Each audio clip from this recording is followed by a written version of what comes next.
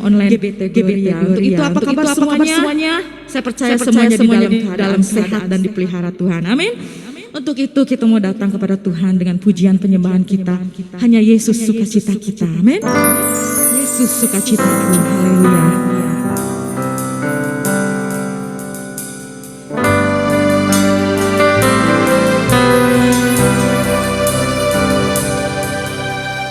Yesus sukacitaku, Yesus kekuatanku, penolong dalam kesesakan, Kau sangat terbukti,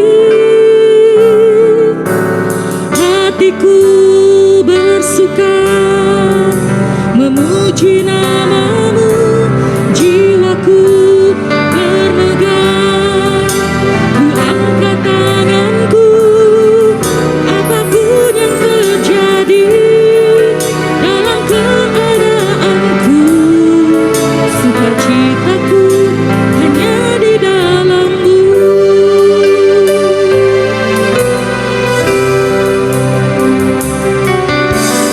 Yesus sukacitaku, haleluya. Yesus kekuatanku, penolong dalam kesesakan, Kau sangat terbukti, hatiku bersuka memuji namamu, jiwaku bermegah, ku angkat tanganku, apapun yang terjadi dalam keadaanku, sukacitaku hanya di dalam-Mu. Sukacitaku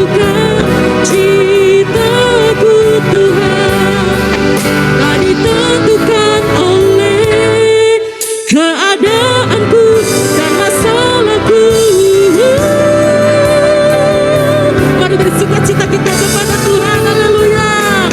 Hatiku bersuka memuji namamu, jiwaku bermegah, ku angkat tanganku, apapun yang terjadi dalam keadaanku, sukacitaku hanya di dalam-Mu, bersuka memuji namamu, jiwaku bermegah, ku angkat tanganku, apapun yang terjadi dalam keadaanku, sukacitaku hanya di dalam-Mu.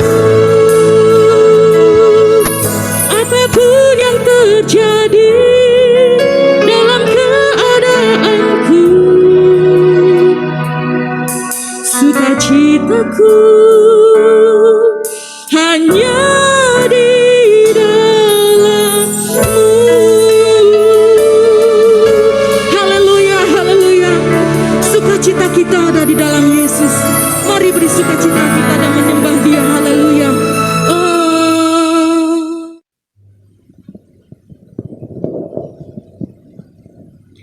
Mari kita sama-sama berdoa. Bapa, pagi ini kembali kami mengucap syukur setiap kasih setia Tuhan di dalam kehidupan kami yang kami rasakan dari hari ke hari sampai saat ini kami boleh ada. Dan biarlah sebentar kami akan mulai ibadah kami. Tuhan, kami mohon pimpinan dan penyertaan Tuhan selalu menyertai kami di dalam ibadah ini. Dari awal, pertengahan sampai akhirnya. Urapi anak-anak-Mu yang akan melayani Tuhan, kuduskan dan sucikan kami semua. Di dalam nama Tuhan Yesus Kristus kami siap beribadah. Haleluya, amin. Shalom Bapak Ibu, saya melihat semuanya bersuka cita. karena Yesus adalah sukacita kita. Untuk itu kita mau sama-sama bersorak meninggikan Allah kita. Tinggi namamu dipuji. Haleluya.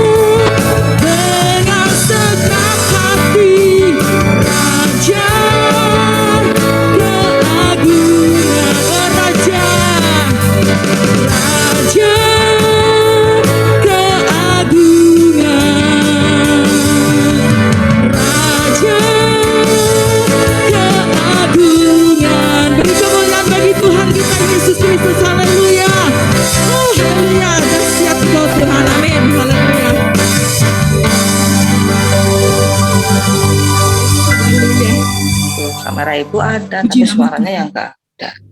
Haleluya, haleluya, puji nama Tuhan. Bapak Ibu yang dikasihi Tuhan, kita sudah banyak memuji dan memuliakan nama Tuhan. Sebentar kita akan mendengarkan firman Tuhan yang hidup, yang menjadi berkat bagi kita semua. Mesbah doa.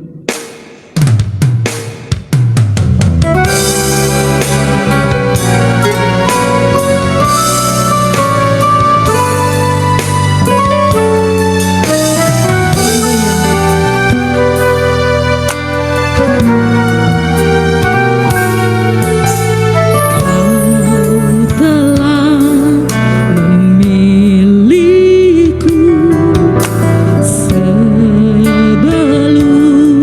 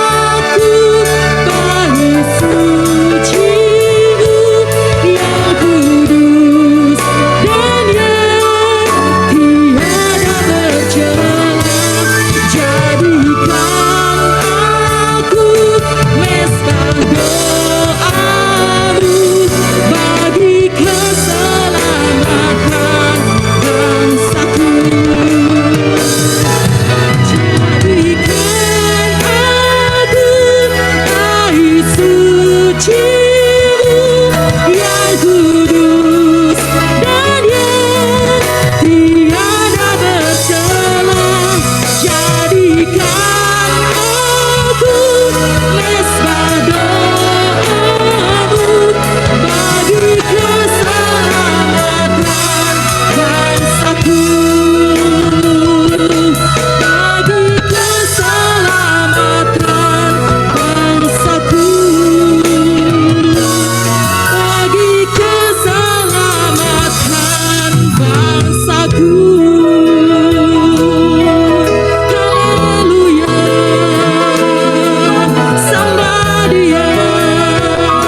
Kita bersyukur Dia telah memanggil kita, memilih kita, maka kita menjadi mesbah doanya bagi Tuhan. Haleluya, haleluya.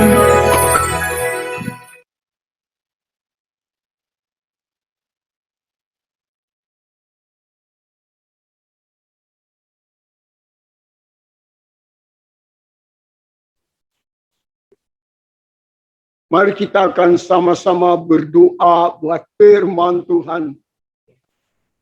Bapa, kami boleh bersyukur lagi pada saat pagi ini, di mana kami sudah memuji-muji Tuhan, walaupun dengan secara online kami boleh bersekutu bersama, namun kiranya pujian kami boleh naik menjadi dupa yang harum, yang menyenangkan hati Tuhan. Dan biarkanlah sebentar Kau mengurapi kami, menguduskan kami terlebih hamba-Mu untuk mendengar suara firman-Mu yang selalu menguatkan iman kami. Terima kasih, kami mau sambut firman-Mu dalam nama Tuhan Yesus Kristus.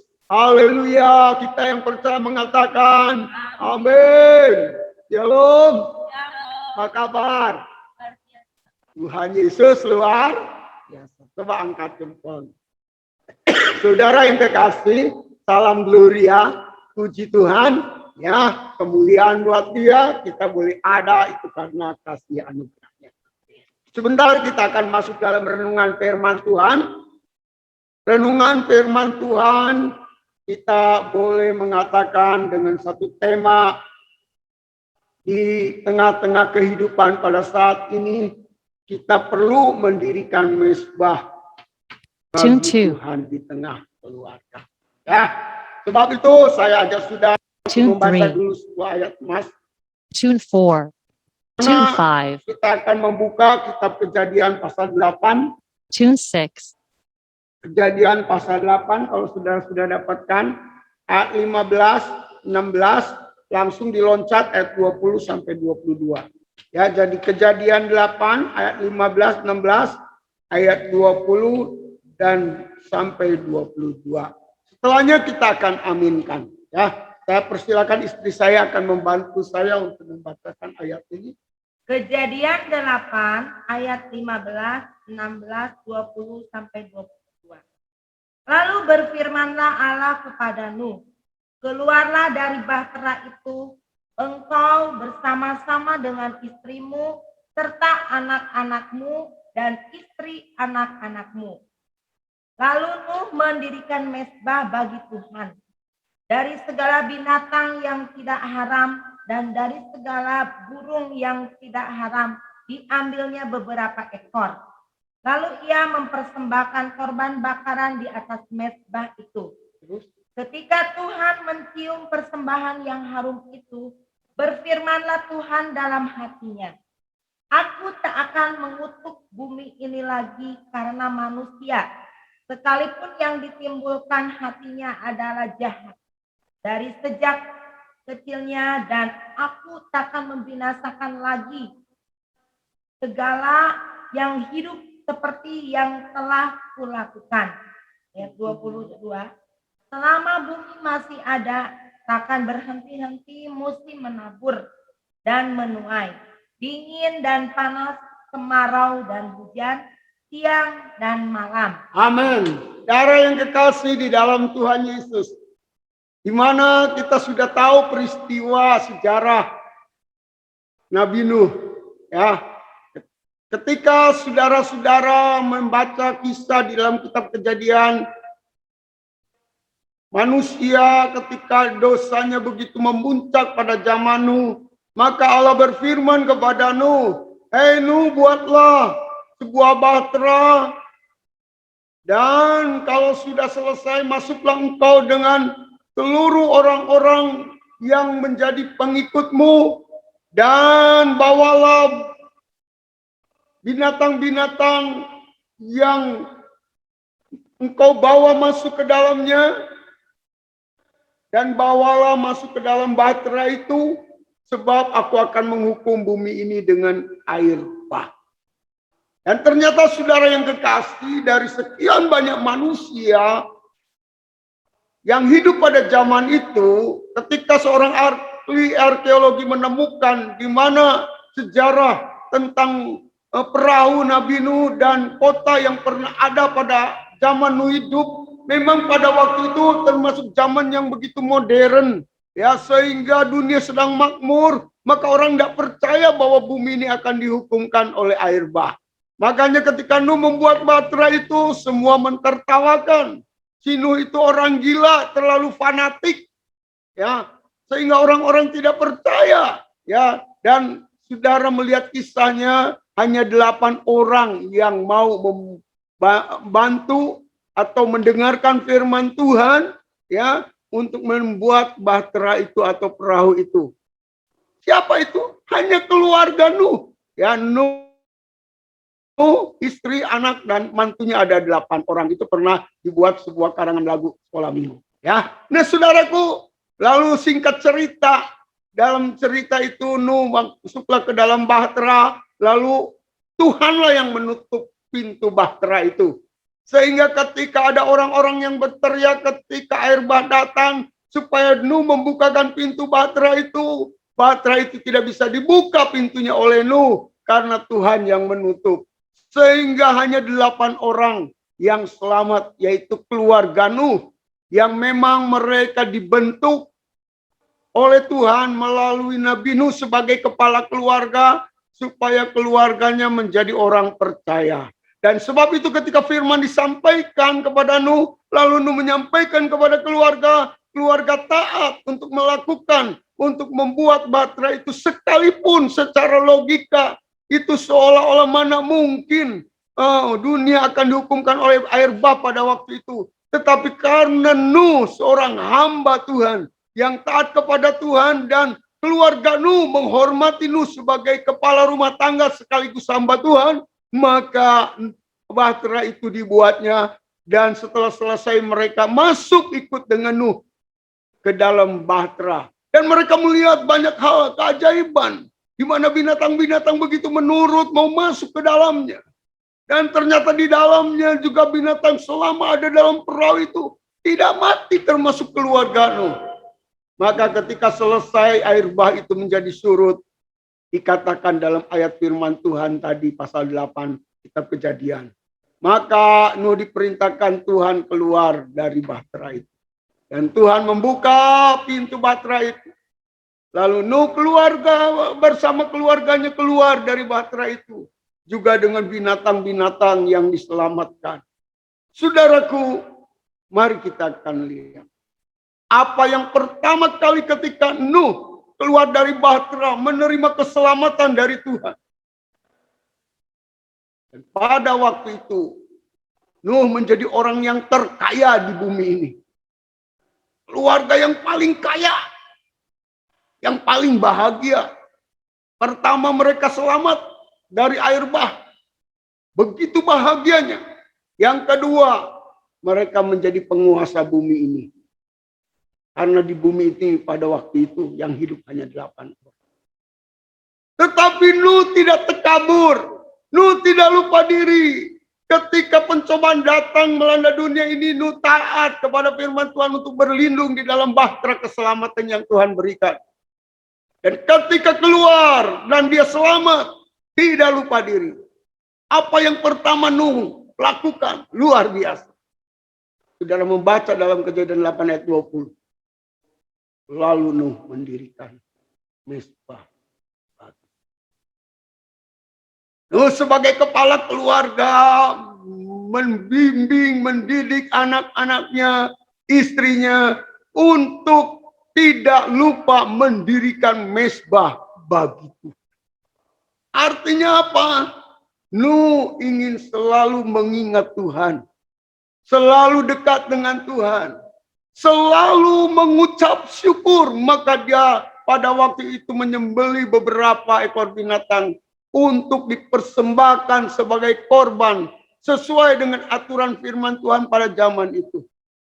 Bagaimana orang mempersembahkan persembahan melalui korban-korban sembelihan. Dan pada waktu itu belum ada bait Allah. Dan Allah berfirman supaya para hambanya selalu mendirikan mezbah untuk mereka mempersembahkan korban. Ucapan syukur kepada Tuhan. Artinya apa? Supaya para hambanya, anak-anak Tuhan, mengingat akan segala kebaikan. Maka tidak heran ketika Tuhan melihat iman Nuh yang luar biasa. Selain percaya, dia seorang yang taat, yang mengasihi Tuhan lebih dari segalanya. Sehingga dia tidak melupakan ketika pertama dia keluar dari bahtera. Dia tidak hanya bersenang-senang, bukan hanya bersukaria karena diselamatkan. Bahkan dia melihat begitu banyak ternak yang dia miliki pada waktu itu kelak. Dia akan menjadi penguasa bumi. Tetapi yang terutama dia ingat untuk membuat mezbah. Di tengah cobaan, imannya tetap taat. Di tengah diberkati, imannya tetap taat kepada Tuhan. Maka apa yang terjadi, saudara? Allah sangat senang melihat iman dan persembahan. Dan Allah akhirnya berjanji, karena persembahan Nuh dengan keluarganya, maka Allah berjanji tidak akan menghukum bumi ini dengan air bah lagi. Dengan itu dia menaruh pelangi di atas langit yang kita suka lihat warnanya, kata nyanyian anak-anak, apa? Merah, kuning, hijau di langit yang biru.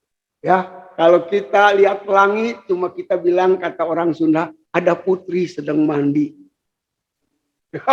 Tahayulnya seperti itu. Tuh, lihat ada putri lagi mandi.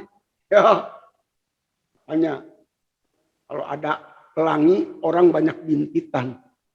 Karena ada putri sedang mandi, banyak laki-laki yang ngintip. Nah, saudaraku, bukan kata Tuhan. Kalau pelangi itu engkau lihat Nuh. Kalau engkau lihat pelangi itu, ingat, aku telah berjanji tidak akan menghukum lagi bumi dengan air bah. Nah, kalau kita melihat ada tsunami, kita melihat ada banjir, itu tidak akan seluruh dunia sekaligus terjadi tenggelam. Tidak akan, karena firman Allah tidak pernah bohong. Tetapi itu hanya memperingatkan manusia, disadarkannya manusia. Karena ketika melihat banjir pasti ingat kisah Nuh tentang air bah. Supaya manusia bertobat. Supaya manusia tahu, sadar bahwa ada Tuhan di tengah-tengah kehidupannya. Maka supaya manusia pun mendirikan mezbah, terutama orang-orang percaya. Bagi Tuhan, di tengah pencobaan tetap mengucap syukur. Di tengah-tengah diberkati apalagi tetap mengucap syukur. Dan kalau waktu itu mereka harus mempersembahkan korban. Persembahan bagi Tuhan, membawa ke mezbah itu untuk dijadikan korban.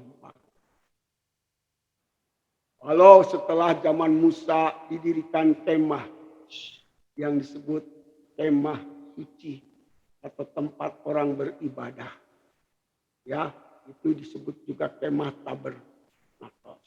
Ya, maka ada gereja tabernakel. Pada zaman Daud, Sulaiman didirikan bait Allah secara permanen. Ya, maka kesanalah mereka membawa persembahan korban kepada Tuhan. Membawa setiap persembahannya, baik persembahan berupa binatang, baik persepuluhannya, dibawanya ke dalam rumah Tuhan. Ya, dan di sana ditaruhlah para imam-imam atau hamba-hamba Tuhan yang kerja khusus di ladang Tuhan. Dan di sanalah mereka mempersembahkan korban. Ya, dengan dipimpin juga ibadah oleh seorang imam. Kalau sekarang gereja itu oleh pendeta. Tetapi saudaraku yang kekasih di dalam Tuhan, bukan berarti kalau kita sudah mempersembahkan korban di dalam rumah Tuhan, ya, itu korban secara lahiriah maupun mungkin secara rohaniah juga, tetapi di rumah juga kita bisa mempersembahkan, mungkin bukan korban berbentuk materi, tapi korban pujian dan penyembahan. Di rumah pun tetap harus ada mezbah. Di rumah ada mezbah, korban, penyembahan, pujian. Di dalam rumah Tuhan, gereja, tempat kita memberikan persembahan korban, bukan hanya pujian, bukan hanya doa, bukan hanya penyembahan, tetapi di sana mungkin tempat yang kita mempersembahkan korban secara materi. Itulah bait Allah. Ya. Jadi ada hari Sabat yang dikhususkan orang tidak menyembah Tuhan di rumah, tetapi di dalam bait Allah berkumpul, bersekutu. Dan di sana pula tempat kita mempersembahkan korban persepuluhan kita, korban persembahan yang lain secara khusus, kata kitab Wahyu. Ya. Tetapi yang penting, mezbah itu bukan hanya ada di gereja.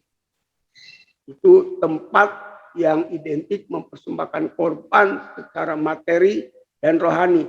Tetapi di dalam hidup kita juga harus ada mezbah, korban pujian dan penyembah. Sebab itu Paulus mengatakan, bukankah tubuhmu itu bait Roh Kudus. Ya, tempat di mana kita bisa memakai tubuh ini untuk menjadi mezbah yang mempersembahkan korban pujian dan penyembahan.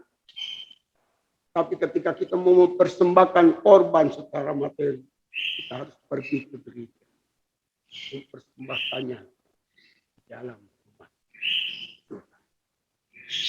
Itu perbedaannya, saudaraku. Ya, tetapi di sini mezbah ini tetap ada di rumah, datang di gereja tetap dibawa mezbah penyembahannya, ya, mezbah pujiannya ada di sini, ya, sekalipun mezbah korban bakarannya berbentuk materinya, berbentuk wujudnya, itu kita berikan di dalam bait Allah. Saudara, orang-orang percaya seperti itulah yang berkenan menyenangkan hati Tuhan, yang diberkati oleh Tuhan, ya. Coba kita lihat Daniel 6 ayat 11, ya. Daniel 6 ayat 11, ya. Ini mezbah bagi Tuhan di tengah keluarga atau di tengah rumah tangga saudara, ya. Daniel 6 ayat 11. Ini zaman perjanjian lama. Sekalipun Daniel suka pergi ke bait Allah mempersembahkan korban, ya, baik korban bakaran, persepuluhan, tetapi di rumah pun dia mendirikan mezbah. Mezbah apa? Coba kita akan lihat Daniel 6 ayat 11. Daniel 6 ayat 11. Ya. Demi didengar Daniel bahwa surat perintah itu telah dibuat, pergilah ia ke rumahnya. Dalam kamar atasnya ada tingkap-tingkap yang terbuka ke arah Yerusalem. Ya. 3 kali sehari ia berlutut, berdoa serta memuji Allahnya, Ya. seperti yang biasa dilakukannya. Amin. Saudara yang kekasih di dalam Tuhan, kalau saudara kami Muslim mempunyai yang namanya sembahyang 5 waktu pada zaman Taurat, ya saya tidak tahu berapa waktu, ya. Yang jelas Daniel memberi contoh sehari 3 kali dia masuk ke satu kamar, dia berlutut untuk memuji, menyembah Tuhan seperti yang biasa dilakukannya. Yang mempunyai tradisi, kebiasaan, supaya apa? Mentradisikan diri, supaya tidak lupa kepada Tuhan yang telah menguji dia, telah mencoba, mengizinkan pencobaan datang, tetapi juga yang telah menolong dan memberi. Tidak heran ketika Daniel masuk gua singa, Tuhan pun melindungi dia. Bahkan mengangkat derajat hidupnya dalam kemuliaan. Karena apa? Daniel dekat dengan Ya, apa? Di dalam hidupnya ada mesbah. Ada mesbah. Yang dimana pikiran hatinya selalu rindu mempersembahkan pujian penyembahan. Baik juga pergi ke bait Allah mempersembahkan korban. Di sana pun ada mesbah tempat dia berkorban. Makanya Daniel tidak heran dipakai dan diberkati. Kita melihat suatu contoh gambaran tentang mesbah ini. Sebenarnya walaupun tidak ditulis kata mesbah, tapi saudara bisa mengambil maknanya. Sebuah contoh di dalam Lukas pasal 17 ayat yang ke-11. Nanti istri saya akan bantu baca. Ya. Ya, ayat yang ke-11. Lukas pasal 17 ayat yang ke-11. Ya. Ke-10 orang kusta. Ya. Dalam perjalanannya ke Yerusalem, Ya. Yesus menyusuri perbatasan Samaria dan Galilea. Ya.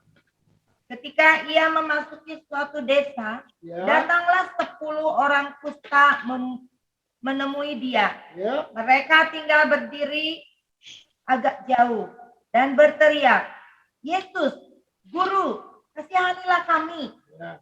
Lalu ia memandang mereka dan berkata, "Pergilah, perlihatkanlah dirimu kepada imam-imam." Dan sementara mereka di tengah jalan, mereka menjadi tahir. Iya, sampai sana dulu ya. Sampai 14 dulu. Nah, saudara, ada cerita di dalam Injil Lukas ini, kisah 10 orang kusta. Penyakit kusta pada zaman itu sama seperti sekarang ada virus COVID yang tidak ada obatnya. Yang belum diketemukan obatnya. Walaupun ada obat, itu bukan obat langsung mengobati, tapi obat terapi. Ya, zaman itu penyakit kusta pun belum ada obatnya. Ya, bahkan penyakit kusta pun menular begitu dahsyat, sehingga orang yang berpenyakit kusta harus memakai pakaian khusus yang di bawah jubahnya harus ditaruh kelenengan. Ya, sehingga kalau orang kusta berjalan, mereka harus sambil berkata orang kusta lewat. Ya, dan kelenengan itu berbunyi, maka orang-orang menyingkir, menjauh karena takut tertular. Nah, saudaraku, 10 orang kusta ini menderita hidupnya karena dipermalukan setiap jalan, harus ngomong kami orang kusta dan dijauhi orang. Ya, bukankah kalau orang sedang menghadapi COVID dijauhi orang? Ya, sama. Ya, waktu itu pun penderitaannya luar biasa, penyakit yang sangat menggemparkan. Dan ketika Yesus masuk di kota itu, singkat cerita, orang-orang kusta itu kita datang kepada Tuhan. Tuhan katakan, pergilah kamu ke bait Allah. Pasti ke bait Allah. Untuk apa? Menemui para imam. Para imam itu tinggalnya di bait Allah. Dan ketika orang-orang ini beriman, mau pergi ke bait Allah, di tengah jalan Tuhan menyembuhkan. Tuhan menyembuhkan mereka. Lalu mereka disuruh pergi menghadap imam. Kenapa Tuhan tidak langsung sembuhkan pada waktu itu? Tidak perlu berkata, pergilah ke rumah Allah untuk bertemu dengan imam. Sudahlah, Tuhan sanggup sembuhkan, udah sembuhkan, selesai perkara. Tetapi Tuhan suruh mereka pergi menghadap imam. Saudara, kalau saudara pergi kira-kira ke dokter untuk apa? Pergilah kamu ke dokter spesialis. Kemana perginya? Mungkin dokter tidak selalu praktek di rumahnya. Pasti prakteknya di rumah sakit. Maka mungkin orang itu menyuruh saudara pergi ke rumah sakit untuk bertemu dengan seorang dokter. Ngapain setelah ketemu seorang dokter? Hanya ngobrol? Tidak. Apalagi kalau sudah sembuh, saudara harus check up lagi ke dokter. Untuk apa? Untuk diperiksa. Untuk menceritakan dokter, saya sudah sembuh. Dan akhirnya saudara, dokter memastikan, kamu sudah bebas dari COVID, maka saudara bisa bersaksi kepada banyak orang.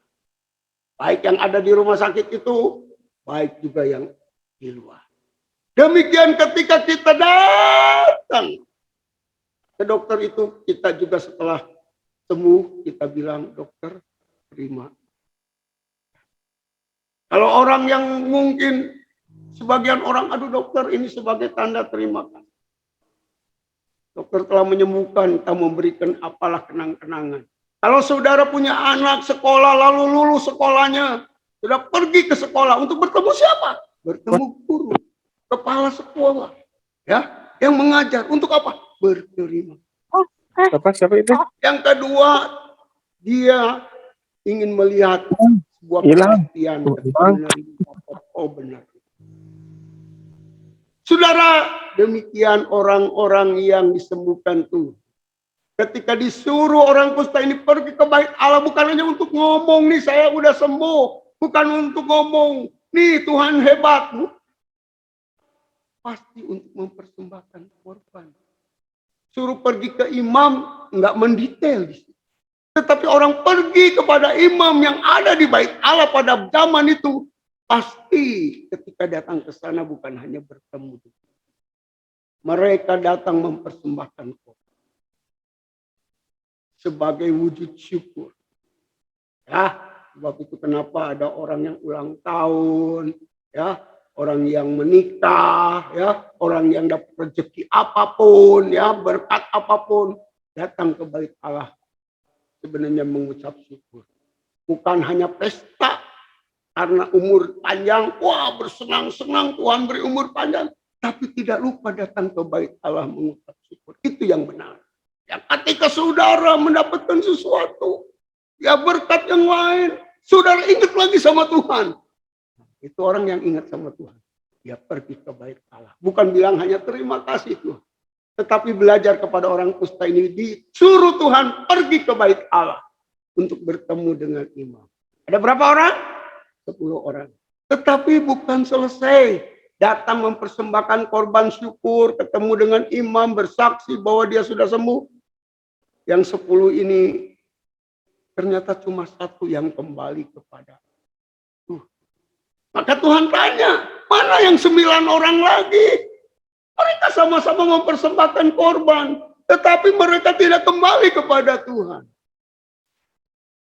Saudara, mungkin kalau sudah pergi ke rumah sakit berterima kasih sama dokter, ya, dokternya nggak ada di rumah, tetapi sakit itu, tetapi saudara, aduh rumah sakit ini waktu saya dirawat, saya begitu diperhatikan, saya berterima kasih, jadi donatur mungkin buat rumah sakit itu kelak, ya. Tetapi saudara jangan lupa ada dokternya yang menyembuhkan. Itu yang selalu harus diingat, yang dipakai Tuhan. Nah demikian orang-orang itu bukan hanya ingat mempersembahkan korban, ya. Ada orang yang, oh maaf ya saya nggak kebaktian, yang penting persembahan korbannya saya sampaikan nih. Itu baik tetapi belum tentu. Orang mempersembahkan korban di jam ibadah juga dia harus datang ke dalam bait Allah. Ya, kecuali seperti sekarang ini, situasi yang tidak memungkinkan untuk mempersembahkan korban ke bait Allah dengan datang sendiri, kadang-kadang mungkin takut begini, takut begitu. Tetapi akhir zaman Tuhan sudah mempersiapkan sarana, bisa melalui transfer, ya, karena persembahan kita zaman sekarang tidak menyembelih lagi korban, tapi mempersembahkan berbentuk uang, maupun mungkin hal lain, ya, saudaraku, bisa dilakukan. Tetapi yang penting ketika mempersembahkan korban, jangan lupa juga kepada Tuhannya. Jadi mempersembahkan korban bukan tradisi saja yang baik. Tetapi mempersembahkan korban pun harus dengan iman. Karena kalau kita tidak mengimani, tidak mengingat Tuhan di dalam melakukan apapun kata firman Tuhan, itu adalah dosa. Kalau yang kita lakukan tanpa iman adalah dosa. Sebab itu ada mezbah korban bakaran yang dipersembahkan dan kita harus bawa ke bait Allah setiap persembahan.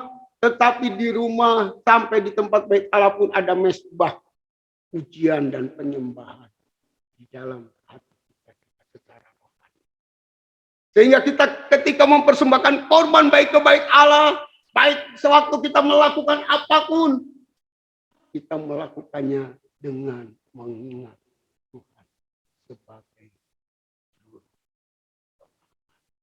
Maka ibadah seperti itulah yang diberkati oleh Tuhan. Dan mezbah itu harus tetap hidup. Mezbah ukupan, persembahan, pujian harus tetap hidup di dalam kehidupan orang percaya. Karena itu dikatakan doa adalah napas kehidupan orang percaya. Apa itu arti doa? Doa bukan hanya waktu susah meminta. Doa itu ada bentuknya penyembahan. Doa itu ada bentuk ucapan syukur. Doa itu ada bentuk lewat pujian. Doa itu adalah bentuk manifestasi perbuatan kita di hadapan Tuhan. Itu adalah doa. Orang yang melakukan apapun yang menghubungkan sesuatu dengan Tuhan, itu adalah doa. Ya, sebab itu doa itu selalu dihubungkan dengan mezbah. Karena orang berdoa, orang yang sedang bersekutu dengan Tuhan. Dan di tengah keluarga orang percaya harus ada mezbah. Ya, harus ada mezbah. Mezbah doa penyembahan. Mezbah ucapan syukur, mezbah puji-pujian. Maka orang Kristen seperti itu akan tumbuh imannya, dan bukannya tumbuh, dia akan berbuah untuk kemuliaan nama Tuhan. Puji nama Tuhan, saudaraku. Marilah hari ini renungan firman Tuhan boleh memberkati kita semua. Mari kita tunduk kepala.